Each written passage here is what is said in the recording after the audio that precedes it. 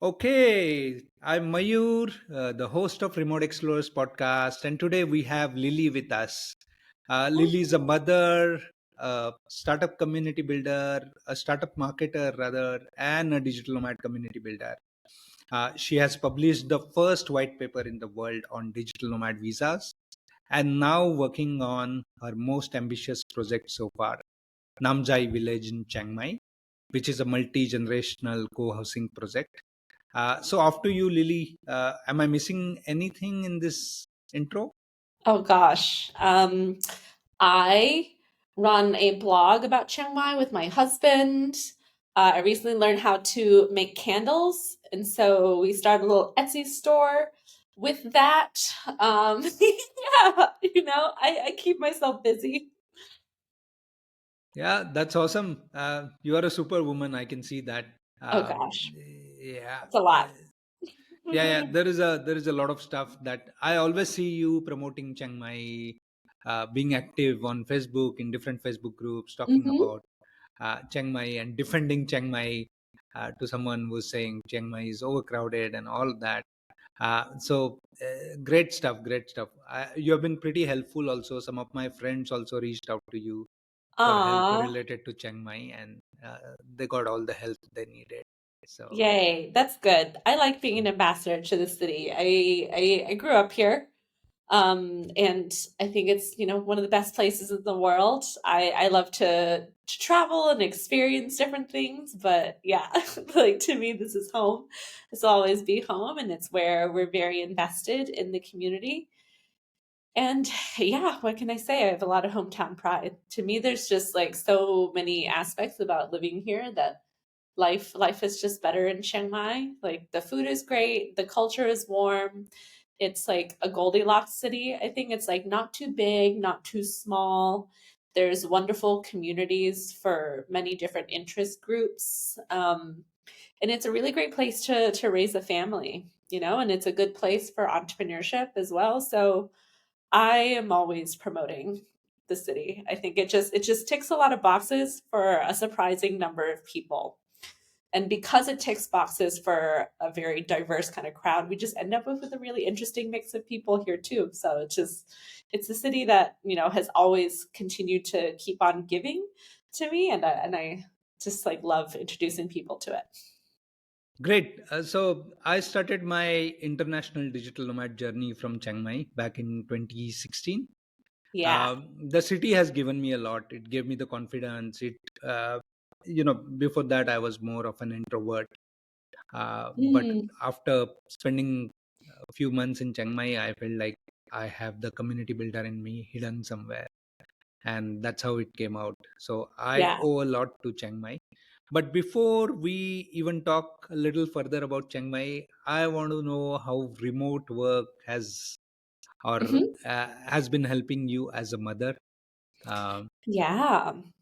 Well, I wouldn't have moved back to Chiang Mai, I think, if it weren't for remote work. I graduated from university in like 2011, and I moved back to Chiang Mai, and it was a really fun city then. But most of the people I knew who worked here were much of the expat community were like teachers, they worked at NGOs, they were journalists. um I myself, like my very first job was like working doing like college counseling. Like I was helping students apply to like higher education, etc. And it was an interesting job, and like I had a lot of fun with my friends, and my ambition was to sort of go into the NGO world. And so that was part of the reason that I moved back. I knew that those opportunities would be here in Chiang Mai, but I kind of looked around and I just realized, like, oh my gosh, like if I want that to be my career path, I'm going to have to spend like the next decade like volunteering and like barely earning any money. And I just felt like my professional opportunities were going to be capped, And so I decided to go to grad school in the UK. That was really fun and super exciting. Um, and I got my first taste of remote working while I was still London after I'd finished my degree. And then I just thought it was a fantastic perk because commuting in London can be a nightmare sometimes when like there's a tube strike and it shuts down. But I was like, oh, my bosses don't care like when I go into the office. Um, as long as like I'm doing my work. And so I lived in this like really fun warehouse with a lot of other people, but you know, it was often crowded. But during the day, actually, everyone else would leave for work, and I just hang out, still in my pajamas, you know, just enjoying my coffee and just getting work done. And I felt like so productive. And on days where there's like something like a tube strike where I could just skip that nonsense entirely, I just felt like such a winner. Um, and so, yeah, later as I had more job opportunities, I really looked forward to that ability to work from home. And as I sort of explored different career options, I'd moved to New York for a while, was doing different things. Um, yeah, because I sort of had my like eyes open to remote working. And actually, while I was working in London, a friend who is a developer had told me that like Chiang Mai was a digital nomad hotspot. And I was like, what do you mean? This is like my hometown. Like, how do you, just like a Belgian developer living in London, know about it? Like, oh, it's part of a scene.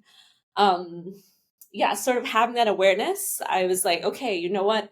I was super unhappy in New York. I was like very burnt out. The startup life is fun, but it like really takes a toll. And so I decided once I was making some like lifestyle decisions for myself that I wanted to like move back to Thailand. And I had a remote job at that time, you know. Um, it was with like a small legal tech company. I was working for my cousin's startup and on a team of like, you know, there was fewer than 10 of us. It was still a small company, but everyone was remote, including my cousin's CEO, who was like roving around the country, meeting with clients in different cities all the time. She was very jet set. There were two people who worked out of a WeWork in New York, and like that was it. Everyone else was all over the place. And so one day I just asked, like, how remote can I be? Like, can I keep this job and like move back to Thailand?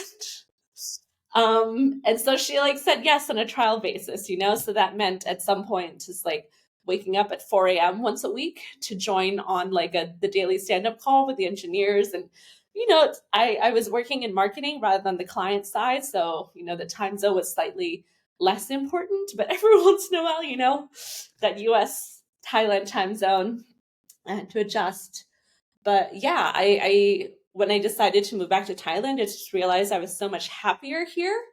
And that was a whole cascade of like many different decisions. So that was like like London, that first like remote job would have been like 2000 like 13, 14, you know, and I moved back to Chiang Mai in 2017.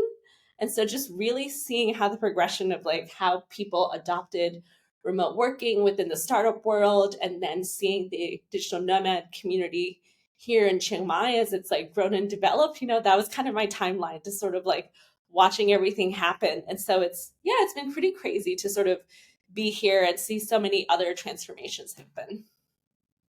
Yeah, that's great. So you said you were happier in Thailand, right? So where Yes. does that happiness come from, according to you? For you, Uh, what happiness means? sunshine. I think sunshine is like a big and underrated component. You know, living in like London and New York during the winter, definitely I had like seasonal affective disorder from like not enough sunshine. So that was part of it.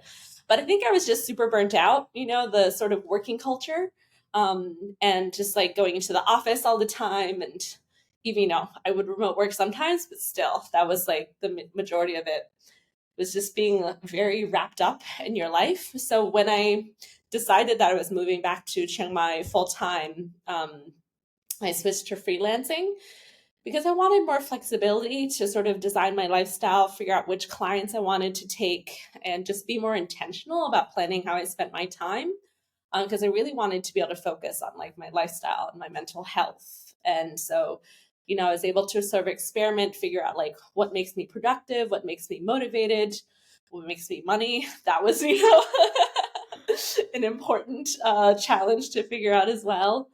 Um, but yeah, so like a very big thing that's not to be discounted is that Chiang Mai is a very affordable place to live. I remember, you know, I was being paid decently when I was living in New York, but rents there are so expensive. And just having any kind of social life just sucked up all of my excess capital. capital excess, like yeah, any extra money that I had. And I was like looking at my insurance plan and like, can I afford a therapist? I feel like my mental health is so declining. And there's just like, you're just so wrapped up. And I just felt so kind of like stuck. And I'm like, wait a minute.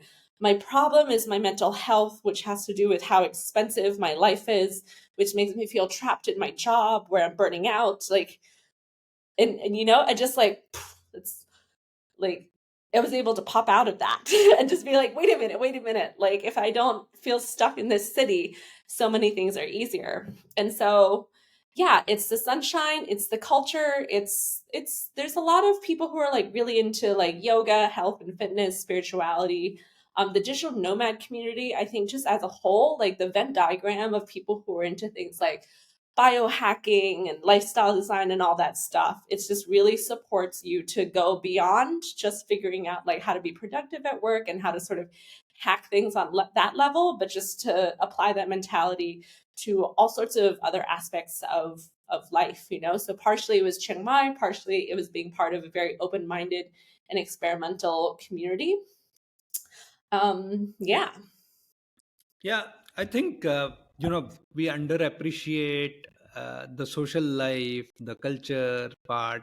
So when I decided to stop my own digital nomad journey to focus on uh, inspiring, enabling more Indians to be digital nomads Hmm. or to make India popular among global digital nomads, I had a sense of fulfillment within me, right? Because I was in a familiar place, my mental health was taken care of because I was in the middle of greenery and nature and all of that. Yeah.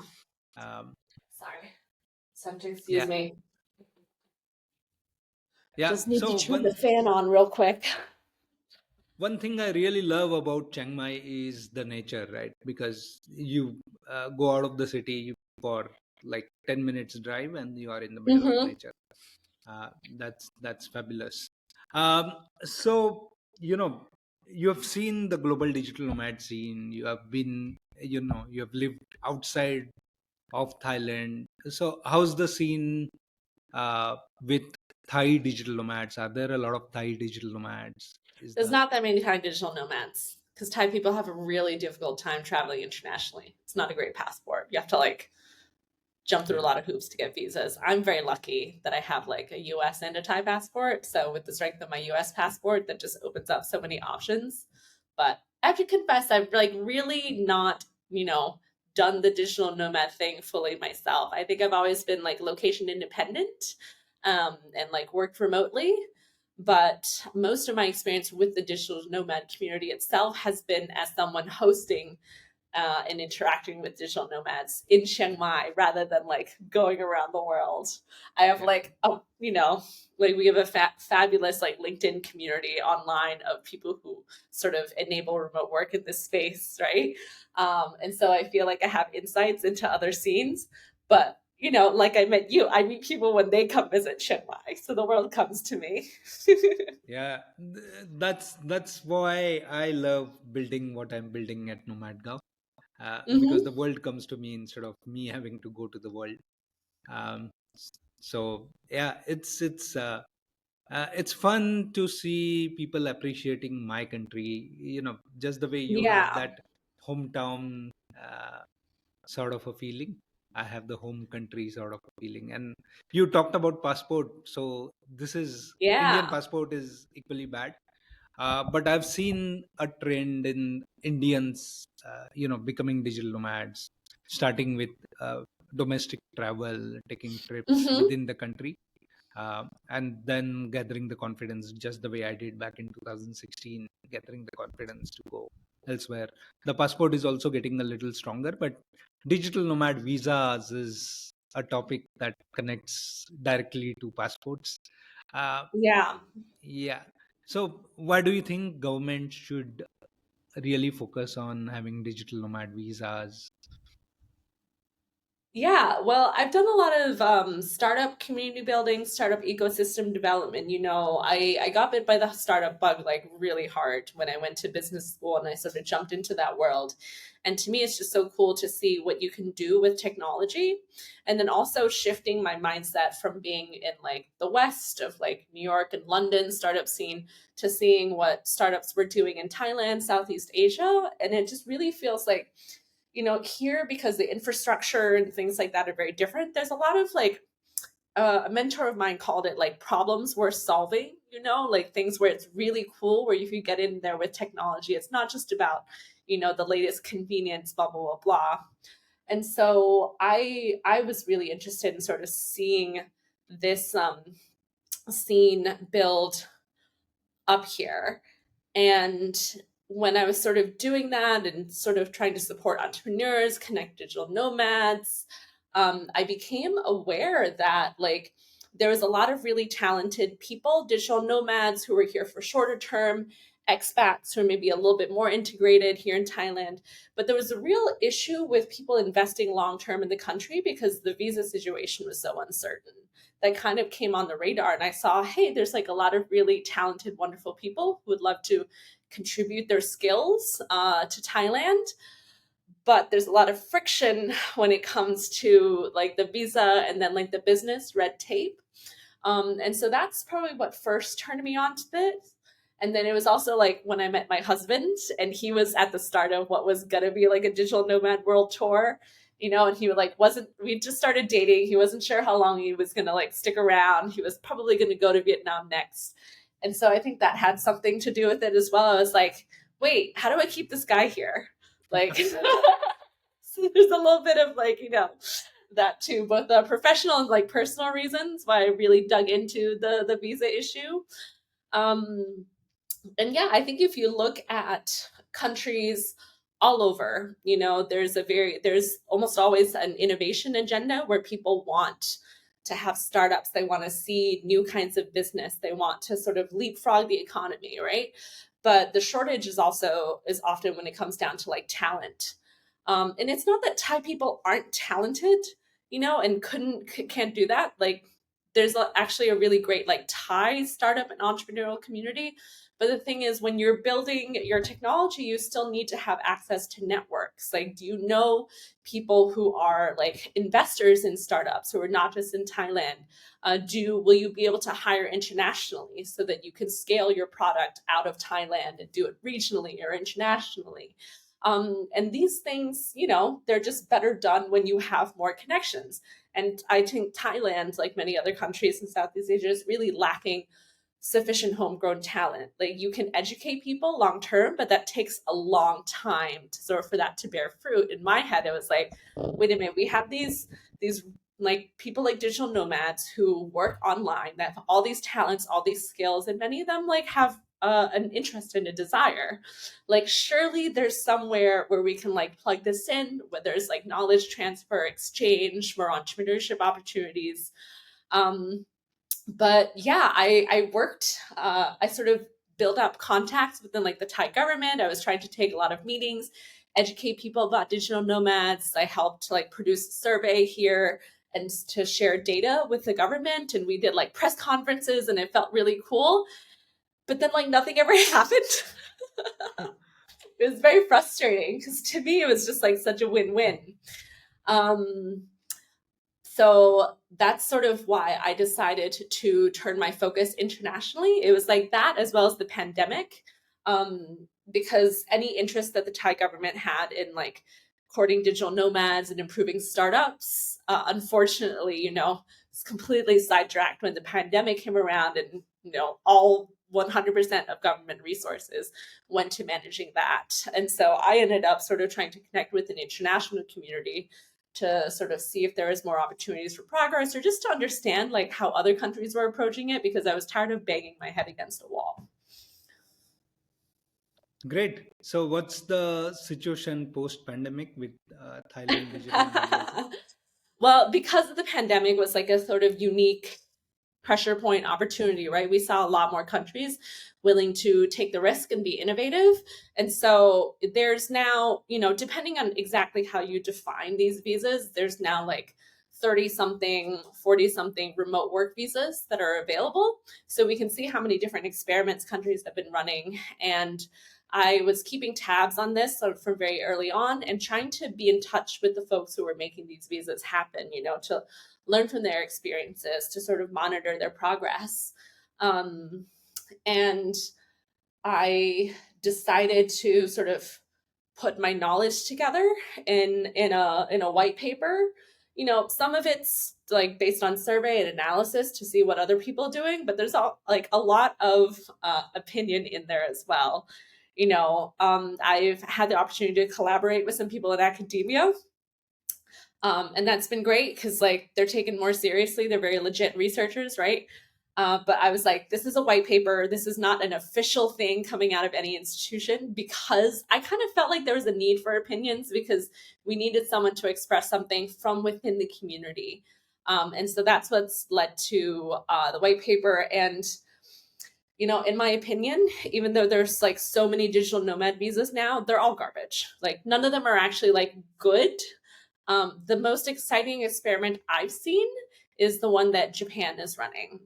Because in my opinion, a good digital nomad visa isn't like a pathway to long-term immigration. It's like a little taster. It's more than a tourist visa, but it's less than whatever you would want to do to like be somewhere long-term forever, because those options exist. There are immigration pathways. If you want a startup visa, if you want an entrepreneur visa, those things like can come.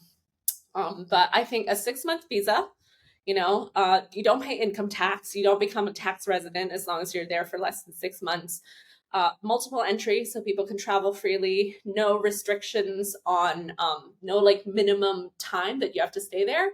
And actually, I think restrictions on renewability can kind of be a good thing. Excuse me, my throat's a little dry. Yeah, But yeah, I think the goal of a good digital nomad visa is to give people an option to sort of like date countries rather than get married. If that makes sense. yeah. That's a good analogy. We also sort of proposed this to uh, government of Goa. But the visas are basically taken care by the central government, and India being a huge country, everything takes time. Um, Yeah. yeah. Working with So governments is hard. They have their yeah, own systems and agendas, and they're not necessarily, you know, innovation, risk. That's a sort of delicate balance to be managed. right, right. But great hearing about visas. The Hmm. most exciting conversation that I wanted to have with you was regarding Namjai Village, uh, because for years I've been thinking about building a village. So nomad gav means gav in Hindi or Indian languages means village. Um, so it all started with me being a digital nomad. I wanted to build Hmm. a village for digital nomads, but as I have evolved in my personal life, I am now a father, so I want to build something uh, for families, and that's something you're doing already. So I would like to hear Yeah, more about I'm the trying initiative. to. Yeah. Yeah, I guess another reason that I wanted to write the Nomad white paper is because I'd collected so much knowledge, but in some ways I wanted to pass along the torch to other people because, I think in like becoming a mom, my areas of like focus and interest really shifted. And, to me, the really interesting thing about remote work has not necessarily been like how to do good work remotely. Like awesome folks like running remote, really are thought leaders there. To me, what's kind of been fascinating is like, what does remote work enable? What are the second and third order effects? And so I got really nerdy about like, its impact on like innovation and immigration there. But I'm just very oriented towards family now. And like I talked about, moving back to Chiang Mai was a big part of really creating a very intentional life. Like, how spiritual do I want to be? who are the kinds of people that I want to be spending my time with. This is a really great community for like sort of self work, inner work, personal development, health, all these great things.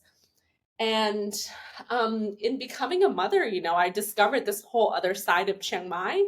I like literally have like moved around to like a different center of town, in a much more suburban area to sort of really embrace that. Um, but when my husband and I were looking around for where we wanted to live, and we really want to become homeowners and buy our own property, build up our assets and our wealth that way. But when we were looking at opportunities, like we just felt like, oh, like there's nice places to live in Chiang Mai, but like um in the suburban areas, everything's very cookie cutter. Like all the housing developments, a lot of the newer ones are like the houses are really packed together, and the houses may be nice and they make it come with nice amenities, but everyone sort of has like windows looking in on each other, and you have this like little strip of yard, but like everyone has to have like their own fenced in area. And we're trying to figure out like, where do the families live? Do the kids hang out? Like I remember being out on the street with my friends growing up and just having a little bit of that free range childhood. When we were making friends with other parents, we're trying to find people that like we connected with on like a values basis, who we would feel comfortable like spending lots of time with. And it was kind of through these conversations that I was sort of like wanted to reach out to other people, and becoming a mother myself and just realizing like the nuclear family is like a really dysfunctional way to raise families. Like that's not enough. Like it's too much. Like I'm really lucky that we have the advantage of like geo arbitrage, right? And like my husband works remotely, so he spends a lot of time at home. We live in a place where his income is sufficient enough that like I don't even have to work if I don't want to. And that's great. We're so lucky there. And hiring a nanny here is like affordable and culturally like acceptable. But even still in that environment, like being a parent takes a lot. And I think for the kids, especially seeing my daughter getting older and sort of how she interacts with other people and the kind of social relationships I want her to have, like I really want to be around other families. I want that to be more tight knit. And to me, a lot of this stuff comes down to, it's not just intention. I've done a lot of community building. And so that aspect, I was like, okay, let's organize like play dates. Let's do these things. Let's sort of encourage this and make sure we have relationships. So there's some of that we can do. But to me, there's also like the sense of place. There's the architecture of the community. There's like the function of like proximity. It's kind of funny to think about this, on a podcast that's like targeting digital nomads who are like far flung all over the place. But sometimes you just want to be really close to people, and you kind of need that like in-person interaction that's just kind of spontaneous, right? Like something that in the startup world is really, people have a hard time recreating, is just the happy accidents of Silicon Valley, where you have so much talent happening. When I was working in like hospitality and co-living, that was really based on like my experience living in the warehouses in London. Is like, oh, you have so many young talented people just like living together, that like cool projects happen, like social life is like easy. I'm kind of like a lazy extrovert. I don't want to go out and see my friends. I'd just like rather everyone comes over, or I can go over to someone's house. And so there's many lessons from different parts of my life that I'm kind of piecing together here. So Namjai Village, I think names are important. And Namjai is the Thai word for, it literally translates to heart water, but it kind of speaks to that cultural value of like generosity of spirit, and I think that's something that's like kind of missing in a world that's like become very separated and isolated, where people don't feel like they just have that flow. You might be generous with like a very small set of people, but even like families these days, people don't necessarily have that same tightness. And so this is something that, Namjai Village is an idea for an intentional community, and we're still very much in the planning stages.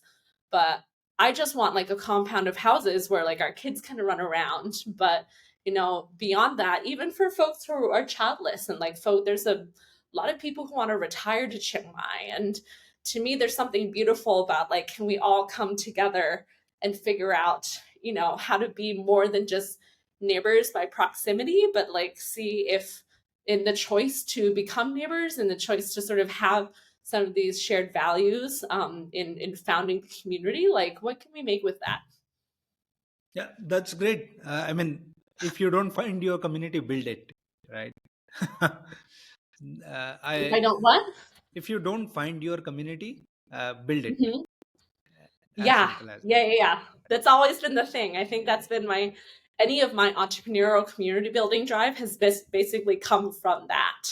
Really, it's like I'm not out there to try to like start a business because I like need that to happen. Like I don't know, some like ego trip or something like that. I'm just like, wait a minute, but I want this, and no one else is doing it. So I guess I can I do it? Like, should I do Yeah, it? yeah. I hear you. Everything that we do, me and Joy, my wife, is from our own needs. Um, so now, as I said, there was a phase of me being a digital nomad. That's how I started building communities. Uh, but now I see much wider world where real human connection is kind of being taken over by technology. Mm-hmm. People are busy with their phones. People are busy uh, digitally dealing with technology. Life is not simple anymore. um, Yeah. so can we build communities, can we build spaces which foster that, make life Mm-hmm. simpler for people? And I see my parents getting older, and can we build a community for them? Can we build a community for families like us, like ours? uh, so I think I resonate with you fully on this. um, Yeah. yeah. It comes You are. full circle a little bit. I'm always trying to encourage everyone to move to Chiang Mai. And I think, you and I are part of the same like World Schooler Facebook group. And I'm so fascinated by all these families who are traveling. But I see people just being like, okay, we want to keep traveling, but we kind of want a hub. We want a little bit of a home we can invest in with like-minded folks. And I'm like, come to Chiang Mai, build this with us. And also my dad's getting older, and so he's talking sort of planning out his retirement. And I'm like, this is where you're going to have grandkids. Like, come here, move back to Thailand. Like, everyone, come be here together. Yeah. It takes a village to raise a kid, right? So Yeah. all the best with the project. And it's been a great conversation, Lily. I'm sure we can have a 4-hour podcast some other time.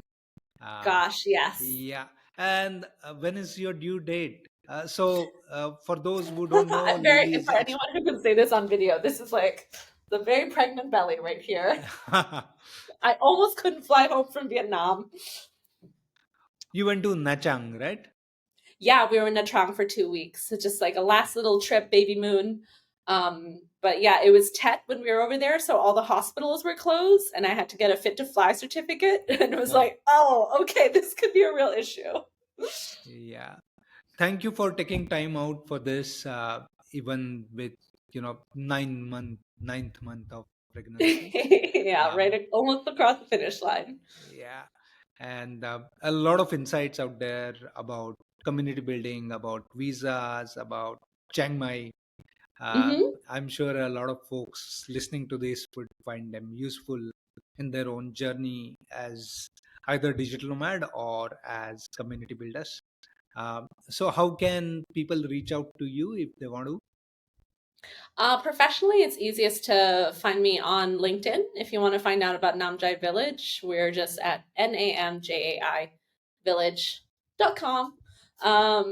If you want to check out that project, and the digital nomad visa white paper is hosted at remotecommons.org. Great. So get your hands at the digital nomad visa white paper. Read more about Namjai Village, because I'm sure you are gonna find it very exciting, interesting. And uh, I can share the link in the description of this podcast about how to reach out to Lily on LinkedIn. Thanks all for listening to this. Thank you, Lily, once again for uh, being here and uh, giving all those insights. Thanks for having me, Mayur. Yeah. All the best. Yeah. Bye bye.